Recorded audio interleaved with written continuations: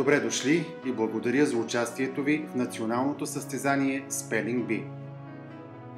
С това видео ще ви запознаем с основните стъпки, които ще ви дадат насоки за участие в първия кръг на конкурса на местно ниво.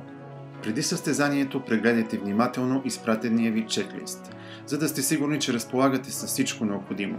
Номерата на участниците, официалния списък с думи и състезателните правила, както и подготвен записващ касетофон.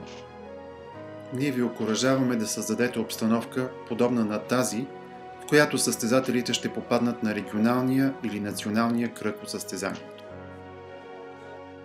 Такава обстановка може да бъде създадена и в обикновена класна стая. Осигурете отделна зона за активните участници в състезанието.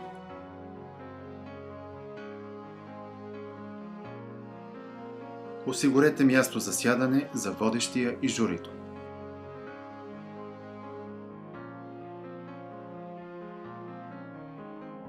Маркирайте място на пода, където състезателят ще застане, когато дойде неговия ред.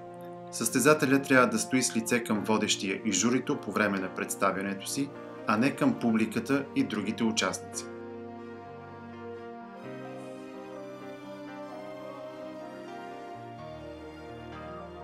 Осигурете лесен достъп до място за сядане за дисквалифицираните състезатели, за да не пречат на останалите участници.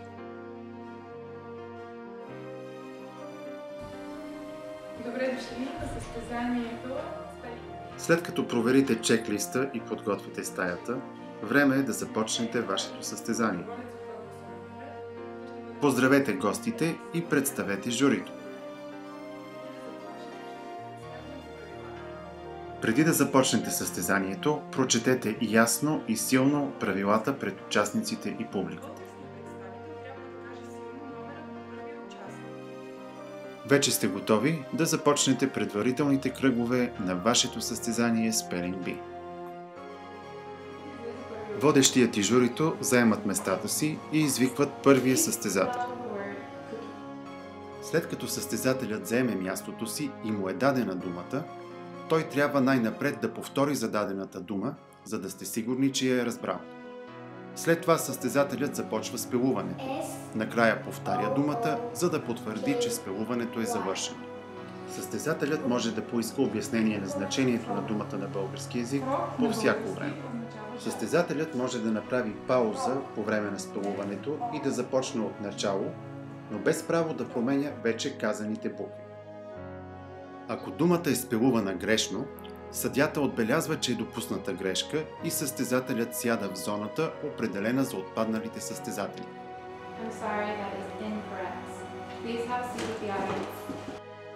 Ако състезателят направи грешка, съдията може да даде правилният отговор веднага.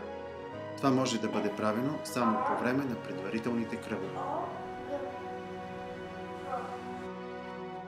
И обратно, когато думата е спелувана правилно, съдията потвърждава правилното спелуване и състезателят се завръща на мястото си.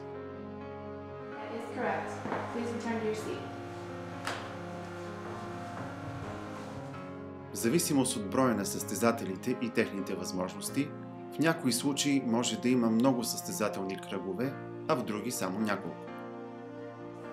Ако шампионската дума е спелувана погрешно, кръгът започва отново с нова дума. Ако всички състезатели са елиминирани в първия кръг, той трябва да бъде повторен, но с нови думи. Вашата цел е да продължите кръговете, докато останат само двама състезатели. Тогава започва шампионския кръг или кръгове.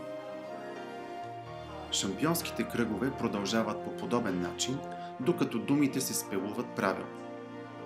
Когато една дума е сгрешена, другият състезател трябва да се опита да спелува същата дума. Ако думата е спелувана правилно, тогава му се дава шампионска дума и ако тя е спелувана правилно, състезателят се обявява за победител. Очакваме с нетърпение да ви видим на регионалния кръг на състезанието Spelling Bee.